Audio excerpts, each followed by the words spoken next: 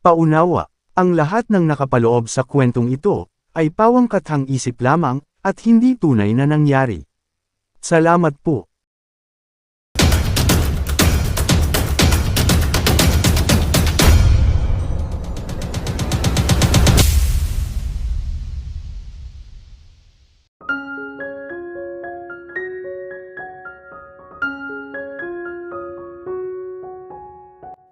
Kinagabihan, mahimbing sanang natutulog si Vanessa nang bigla siyang magising sa ingay mula sa ibabang bahagi ng malaking bahay.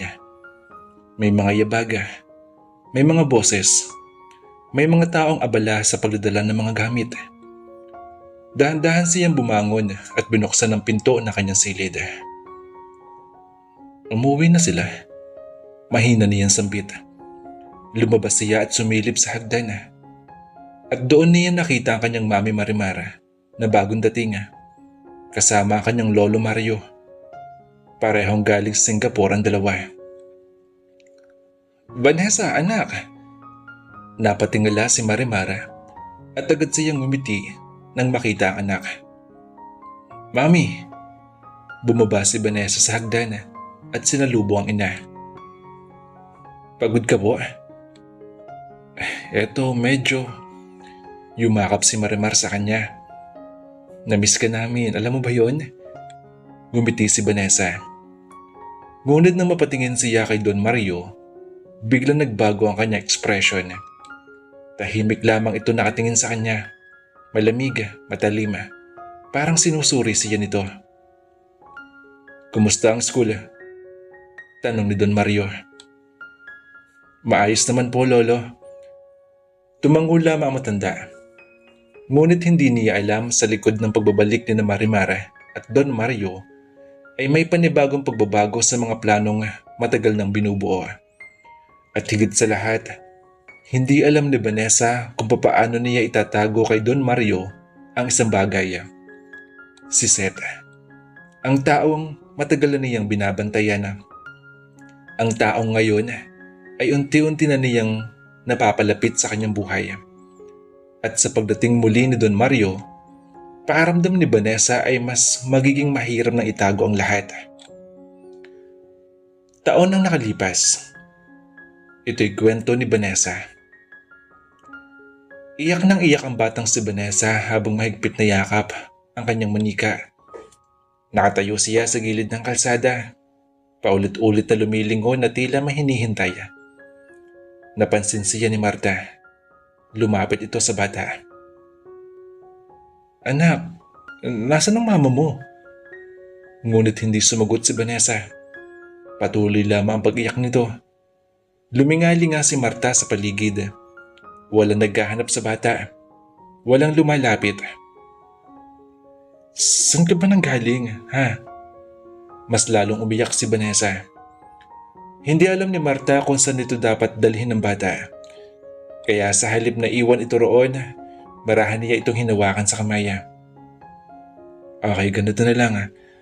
Sumama ka muna sa amin hanggat hindi pa natin nakikita ang mami mo, ha? Isinama niya si Vanessa sa kanilang bahay. Pagdating doon, pinaupo niya ang bata at binigyan ng tubig. Ngunit tahimik pa rin itong umiiyak habang mahigpit na hawak ang manika. Hindi alam ni Marta kung sino ang mga magulang nito. Hindi rin niya alam kung bakit mag-isa itong napadpad doon. Ang tanging alam niya, may isang batang nangangailangan ng tulong at hindi niya kayang iwan ito. Makalipas ang ilang araw, walang dumating na naghahanap kay Vanessa. Wala ring makapagsabi kung saan nanggaling ang bata. Kaya nagpa siya si Marimar na ampunin siya. Wala siyang asawa noon, ngunit hindi iyon naging hadlang para tanggapin niya ang batang bilang anak. Kayang-kaya kitang alagaan, Vanessa. Mahigpit niyang niyakap ang bata. Mula ngayon, hindi ka na mag-iisa. Ngunit tutol si Don Mario. Marimar, hindi mo alam kung saan nanggaling batang iyan. Paalam ko, pero hindi ko naman kayang pabayaan siya. Mayaman tayo, kaya natin siyang palakihin. Tahimik na tumingin si Don Mario sa anak. Alam niya kapag may isang bagay na talagang gusto si Marimara, mahirap na itong pigilan. Unikaihan niya si Marimara. Mahal na mahal niya ito. Kaya kahit tutol siya sa una, kalaunan, ay napilitan din siyang tanggapin ang desisyon ng anak. Sige, napangiti si Marimara. Salamat pa ha. Mula noon lumaki si Vanessa sa ilalim ng pangangalaga ni Marimara. Binigyan siya ng tahanan, pag-aaral, at higit sa lahat, isang pamilyang hindi niya kailanman nakilala noon. Ngunit hindi alam ni Vanessa na ang araw ng kanyang pagdating sa buhay ni Marimara ay magiging simula rin ng isang lihim na mag-uugnay sa kanya kay Rogelio at sa pamilyang matagal na nakatago sa kanyang nakaraan. Sa kasalukuyan, sa loob ng opisina ni Don Mario, tahimik na nakaupo ang matanda. Walang ginagawa. Nakatingin lamang siya sa kawalan habang hawak ang isang lumang litrato. Sa larawan, isang batang babae ang nakangiti, si Vanessa. Ngunit hindi lamang siya ang nasa litrato. Sa likuran ng bata ay may isang lalaki. Malabo na ang larawan dahil sa tagal nito. Ngunit malinaw na malinaw kay Don Mario kung sino ang lalaki. Matagal niya itong tinitigan. Mahigpit ang pagkakahawak niya sa litrato. 6 na taon. Mahina niyang sambit. Muli niyang tinignan ang mukha ng lalaki. May mga alaala siyang pilit ibinabalik sa kanyang isipan. Mga desisyong ginawa niya. Mga taong pinilit niyang sumunod. At isang lihim na hanggang ngayon ay hindi pa niya kayang ilabas. Dahan-dahan niyang ibinaba ang litrato sa mesa. Ngunit bago pa niya tuluyang bitawan, muli niya itong tiningnan. Hindi pa tapos. Iyon lamang sinabi niya dahil alam niyang darating ang araw na muling magsasama-sama ang mga taong matagal niyang pinaghiwalay. At kapag nangyari iyon, maaari nang mabunyag ang lahat. Kinuha ni Don Mario ang kanyang cellphone. Ilang segundo siya nakatitig sa screen bago na hinarap ang isang numero. Isang numerong matagal na niyang hindi tinatawagan. Nang makita niya ito, saglit siya nagkatubili. Ngunit tuluyan niya ring pinindot ang tawag. Tumunog ang kabilang linya. 1, 2, 3 hanggang sa may sumagot. Hello? Nanatiling tahimik si Don Mario. Pamilyar ang boses na matagal na niyang hindi naririnig. Hello? Sino to? Huminga ng malalim ang matanda. Alam mo kung sino ako. Natahimik ang kabilang linya. Ilang segundong lumipas bago nagsalita ang lalaki. Don Mario, kayo pala. Mahigpit na hinawakan ni Don Mario ang lumang litrato na nasa mesa. Magkita tayo. Pagkatapos ng lahat ng nangyari, bakit ngayon ho? Wala akong oras para ipaliwanag sa telepono. Sige po, sabihin niyo lang po kung saan. Nagbigay si Don Mario ng lugar at oras. Tahimik na sumagot ang lalaki. Sige po. Bago tuluyang ibaba ang tawag, muli nagsalita si Don Mario. At huwag kang magsasabi kahit kanino ha. May mga bagay tayong kailangan pag-usapan. Naputol ang tawag. Dahan-dahang ibinaba ni Don Mario ang cellphone. Muli niyang kinuha ang lumang litrato. Tinitigan niya ang batang si Vanessa at ang lalaking nasa likuran nito. Sa pagkakataong iyon, isang desisyon ang malinaw sa kanyang isip. Makikipagkita siya sa lalaking matagal na niyang iniwasan. At maaari ang pagkikitang iyon ang unang hakbang tungo sa pagbubunyag ng isang lihim na 6 na taon niyang itinago. Sa isang tagong restaurant na malayo sa lungsod, nagkita sina Don Mario at ang lalaking matagal na niyang hindi nakakausap. Tahimik ang lugar. Sa isang sulok na mesa, magkaharap ang dalawa. Matagal silang hindi nagsalita. At sa wakas, inilapag ni Don Mario ang lumang litrato sa mesa. Napatingin ang lalaki rito. Agad niyang nakilala ang larawan. Si Vanessa? Si Vanessa po ito ah. Mahina niyang sambit. Tumango si Don Mario. 6 na taon na. Hindi sumagot ng lalaki. 6 na taon na nang mawala siya sa buhay mo. Napayo ko ang lalaki. Akala mo patay na siya. Tumango ito. Tama, opo. Buhay siya. Napatingin ng lalaki kay Don Mario. Ho? Nasaan siya? Paano? Hindi agad sumagot ang matanda. Sa halip nilapit niya ang litrato sa lalaki. Nasa akin siya. Nanlaki ang mga mata nito. Ano pong ibig niyo sabihin? Si Marimar ang nagampon sa kanya. Sandaling natigilan ang lalaki. Si Marimar? Oo. At hanggang ngayon, hindi niya alam ang buong katotohanan. Mahigpit na napahawak ang lalaki sa gilid ng mesa. Bakit niyo po ako tinawagan nga pala? Diretsyon tumingin si Don Mario sa kanya. Dahil panahon na para pag-usapan natin tungkol kay Vanessa. Natahimik ang lalaki.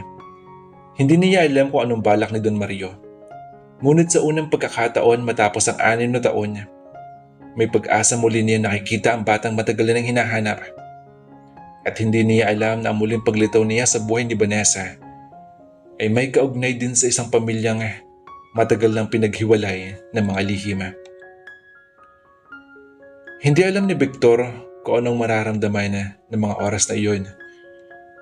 Masaya siya dahil buhay pa pala anak niyang si Vanessa. Ngunit kasabay ng saya ay ang takot. Dahil si Vanessa ay anak niya sa ibang babae. Sa loob ng 6 na taon, pinilit niyang kalimutan ang nakaraan upang maprotektahan ang kanyang pamilya. Ayaw niyang masira ang pagsasama nila ng kanyang asawa. Ayaw niyang malaman nito ang tungkol sa batang matagal nang nawala sa kanyang buhay. Ngunit ngayon, narito ang pagkakataon na matagal niyang hinihintay.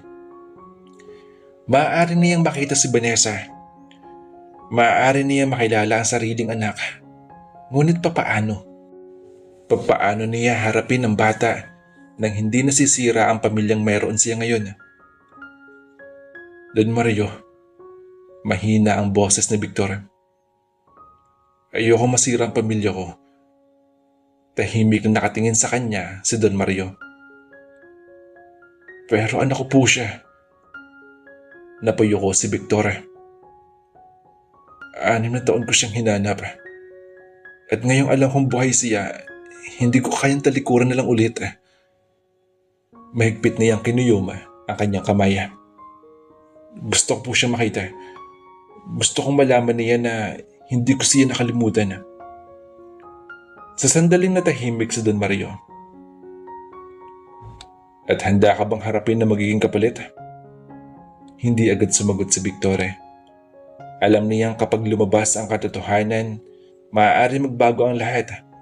Ngunit sa unang pagkakataon matapos ang 6 na taon, mas malakas ang kanyang pagnanais na makita ang sariling anak. Tumango siya. Pero hindi ko alam kung paano. Tinitigan siya ni Don Mario. Kung ganun, tutulungan kita. Hindi alam ni Victor na ang pagkikita nilang iyon ay magiging simula ng isang bagong kaguluhan. Dahil si Vanessa ay hindi na batang 6 taong gulang na hinahanap niya noon. Isa na siyang dalagang may sariling buhay, sariling mga pangarap, at may isang taong unti-unti nagiging mahalaga sa kanya, si Seth. Kamusta na nga pala po si Rogelio? Diretsong tanong ni Victor. Bahagyan natahimik si Don Mario. Si Rogelio? Ang kaibigan ko. Alam ni Victor na kailangan niya mag-ingat sa bawat salitang sasabihin niya. Hindi alam ni Don Mario na sa loob ng 6 na taon, palihim niyang tinutulungan si Rogelio. Siya ang naging mata at tainga ng kaibigan nito. Siya ang nagbabalita tungkol kina Marta at Seth. At kapag may pagkakataon, tinutulungan niyang makalapit si Rogelio sa pamilya nito nang hindi nalalaman ni Don Mario.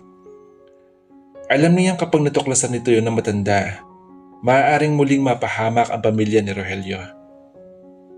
Kaya tahimik siyang nakinig sa sunod na sasabihin ni Don Mario. Kailan mo siya huling nakausap? Tanong ni Don Mario. Medyo matagal na. Maikling sagot lamang ni Victor. Hindi niya maaaring sabihin na katotohanan na kamakailan lamang ay nakipagkita siya kay Rogelio na tinulungan niya itong masilip sina Marta at Seth. At higit sa lahat, na si Rogelio ay malapit lamang sa kanila. Napatingin si Don Mario sa kanya. May alam ka ba kung anong ginagawa niya? Kung saan siya pumupunta? Umiling si Victor. Wala ho. May alam ka ba kung nasan siya? Wala din ho. Pagkakaalam ko kasama siya. At kapiling ni Marimar. Yun lang alam ko. Isang kasinungalingan. Ngunit kailangan niya itong sabihin dahil ang lihim ni Rogelio ay ipagtatanggol niya. At ngayon, nadagdagan pa iyon ng isa pang lihim, ang tungkol kay Vanessa. Dalawang magkakaibang katotohanan ang pinoprotektahan ni Victor. Ang una, isang ama na gusto makita ang kanyang pamilya. Ang ikalawa, isang ama na gusto makilala ang anak na matagal nang nawala sa kanya. Hindi niya alam kung hanggang kailan niya kayang itago ang mga ito. Ngunit sa ngayon, tahimik siyang nanatili. Dahil minsan, para protektahan ang isang lihim, kailangan mong takpan ito ng isa pang lihim. Matapos sa kanilang pag-uusap, tumayo si Victor. Pwede ko na ba makita si Vanessa? Tumango si Don Mario. Pero hindi ngayon. Napatingin si Victor. Bakit naman ho? Hindi pa handa ang sitwasyon. Kung gusto mo makilala siya bilang ama niya, kailangan natin pag-isipan ko paano. Napabuntong hininga si Victor. 6 na taon ko siyang hinintay. Makakapaghintay pa ako. Pero gusto kong malaman kung nasan siya. Tumayo rin si Don Mario. Makikita mo siya, pero may kondisyon. Napakunot ang noo ni Victor. Ano naman ho yun? Walang makakaalam sa ngayon. Sa lahat. Tumango si Victor. Sige po, sumasang-ayon po ako. Ngunit bago sila tuluyang umalis, muling nagsalita si Don Mario. At tungkol kay Rogelio, natigilan si Victor. Kapag may nalaman kang balita tungkol sa kung anong ginagawa niya, sabihin mo sa akin na. Pinilit ni Victor na manatiling kalmado. Sige po. Ngunit sa loob-loob niya, hindi niya yun gagawin. Hindi niya pagtataksilan si Rogelio. Samantala, sa labas ng restaurant, sumakay si Victor sa kanyang sasakyan. Habang nagmamaneho pa uwi, isang bagay lamang nasa isip niya. Si Vanessa. Sa wakas, alam na niyang buhay ang anak niya. At ngayon, kailangan niyang magpasya kung paano niya ito lalapitan nang hindi sinisira ang pamilyang mayroon siya. Samantala, sa kabilang bahagi ng lungsod, hindi alam ni Vanessa na ang tunay niyang ama ay kakaupo lamang sa isang mesa kasama si Don Mario. At hindi rin niya alam na ang taong matagal niyang tinatawag na lolo ay may sariling lihim sa kanya. Hindi lamang kay Rogelio na tinatawag niyang daddy at kay Seth na binabanta niya. kundi kung sino siya at kung sino ang pamilya niya. Habang naglalakad pa uwi sa set, biglang tumunog ang kanyang cellphone. Nang makita niya ang kanyang ina ang tumatawag, agad niya itong sinagot. Ma? Mahina ang boses ni Marta sa kabilang linya. Anak, napansin agad ni Seth na nanghihina ito. Ma, ano nangyayari? Masama lang, pakiramdam ko anak. Pero siguro kailangan ko ng magpatingin sa doktor. Agad doon nagbago ang mukha ni Seth. Ma, hintayin mo ako ha. Papunta na ako diyan, malapit na ako. Pinatay niya ang tawag at mabilis na tumakbo pa uwi. Wala na siyang ibang iniisip kundi ang kanyang ina. Pagdating niya sa kalsada malapit sa kanilang bahay, hindi na siya nag-ingat sa pagtawid. Hindi niya napansin ang paparating sa sasakyan. Isang malakas na busina ang narinig niya. Napalingon si Seth. Nanlaki ang kanyang mga mata. Napahinto siya sa gitna. Mabilis naman inapakan ng driver ang preno. Umusok ang mga gulong habang biglang huminto ang sasakyan. Halos 2 dangkal na lamang ang pagitan ng kotse at sa katawan ni Seth. Napatayo siyang parang natulala. Mabilis na bumaba ang driver. O iho, ayos ka lang ba? Hindi agad nakasagot si Seth. Nakahawak lamang siya sa dibdib habang pilit na pinapakalma ang sarili. Opo. Pasensya na po. Ngunit hindi na siya nagtagal. Agad siyang tumakbo muli. Hindi niya alam kung bakit parang may masamang kutob siyang nararamdaman. Samantala, naiwan ang driver na nakatingin sa papalayong binata. Hindi niya alam na ang muntik ng aksidenteng iyon ay magiging mahalagang bahagi ng mga pangyayaring susunod. At hindi rin alam ni Seth na habang nagmamadali siyang umuwi upang iligtas ang kanyang ina, may isa pang lihim na unti-unting lumalapit sa kanilang pamilya. Naiwan si Don Mario sa gilid ng kalsada. Hindi siya agad nakagalaw. Parang may multong biglang lumitaw sa kanyang harapan. Sinundan lamang niya ng tingin ang binatang halos masagasaan niya. Pumasok ito sa isang bahay sa di kalayuan. Nagmamadali na tila may emergency. Rogelio, mahina niyang sambit. Hindi niya may paliwanag kung bakit biglang bumilis ang tibok ng kanyang puso. May kakaibang pagkakahawig ang binata. Ang mukha, ang mga mata, pati ang tindig. Parang nakita niya noon. Ngunit hindi niya agad matukoy kung saan. Mabilis siyang sumakay muli sa kanyang sasakyan. Ngunit sa halap na umalis, itinabi niya ito sa hindi kalayuan sa bahay na pinasukan ng binata. Hindi niya aalisin ang tingin sa bahay. May gusto siyang kumpirmahin kung tama ba ang hinala niya na ang binatang iyon ay anak ni Rogelio. Matagal na panahon na rin muli nang huli niyang makita sina Marta at Seth. Alam niyang tinutulungan niya ang mag-ina noon bilang bahagi ng kasundo ang ginawa nila ni Rogelio. Binigyan niya sila ng sapat na tulong upang magkaroon ng maayos na buhay. At kapalit noon, inako ni Rogelio ang bata na ipinagbubuntis ni Marimar noon. Ngunit matapos ang mga taon, nawala sa kanyang kaalaman ang eksaktong kinaroroonan ng mag-ina. Alam niyang lumipat ang mga ito sa lungsod. Ngunit hindi niya alam na sa lugar na iyon pala sila nakatira. Napatingin muli siya sa bahay. Kung siya nga si Seth.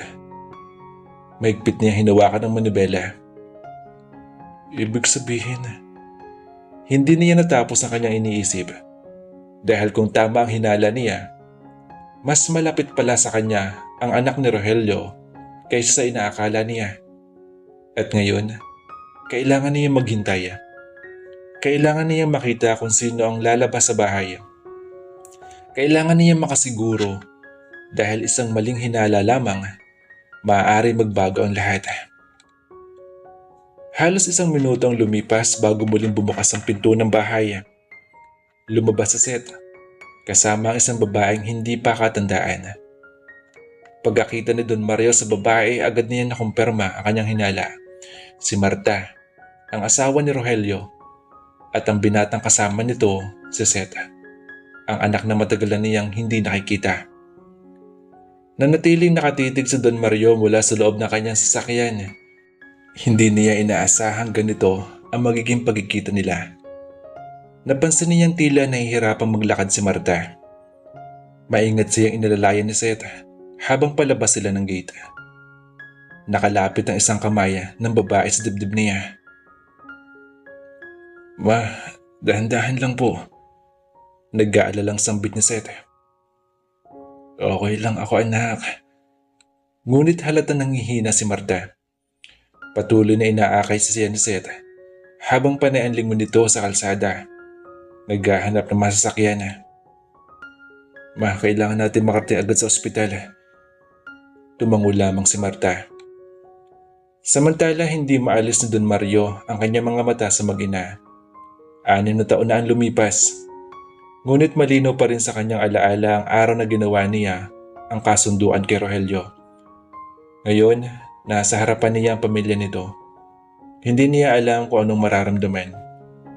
May bahagi sa kanya na gustong bumaba ng sasakyan at tulungan sila. Ngunit nanatili lamang siya sa loob. Maya-maya, may paparating na sasakyan. Agad itong pinara ni Seth. Nang huminto ang sasakyan, maingat niya inilalayan si Marta papasok. Bago tuluyang sumakay, sandali siyang napatingin sa paligid. Hindi niya napansin ang sasakyan ni Don Mario. Nang makaalis ang mag-ina, nanatili si Don Mario sa kanyang kinauupuan. Ngayon ay wala na siyang duda. Sina Marta at Seth, ang mag-ina ni Rogelio, ang nakita niya. At ang binatang muntik niyang masagasaan kanina ay ang batang minsang isinakripisyo ng kanyang ama para sa kapakanan na kanilang pamilya. Hindi alam ni Don Mario kung bakit bigla niyang naisipang sundan ng mag-ina. Hindi niya iyon pinag-isipan ng matagal. Pagkaandar ng sasakyan ni Marta at Seth, pinaandar din niya ang kanyang sasakyan at sumunod sa kanila mula sa malayo. Hindi niya alam kung anong nais niyang gawin. Siguro, gusto lamang niya makasiguro na ligtas sila. Sa kabila ng lahat na nagawa niya noon, may awa at pag-alala pa rin siyang naramdaman para sa mag-ina. Alam niyang dahil sa kanyang mga desisyon, maraming buhay ang nagulo. May pamilyang nasira. May mga taong nasaktan. At may isang ama na napilitang lumayo sa sariling pamilya. Ngunit sa kanyang paningin, hindi niya ginawa ang lahat dahil sa galit o kasakiman. Mahal lang niya si Marimar, ang kanyang anak. Bilang nag-iisang anak niya, ayaw niyang makita itong napahiya o masira ang kinabukasan. Nang dumating ang problema ang kinasangkutan ni Marimar, ginawa niya ang lahat upang protektahan ito. Ngunit sa pagtanggol niya sa anak, may ibang taong nasaktan. At ngayon, habang sinusundan niya ang sasakyan ni Marta at Seth, unti-unting bumibigat ang kanyang dibdib.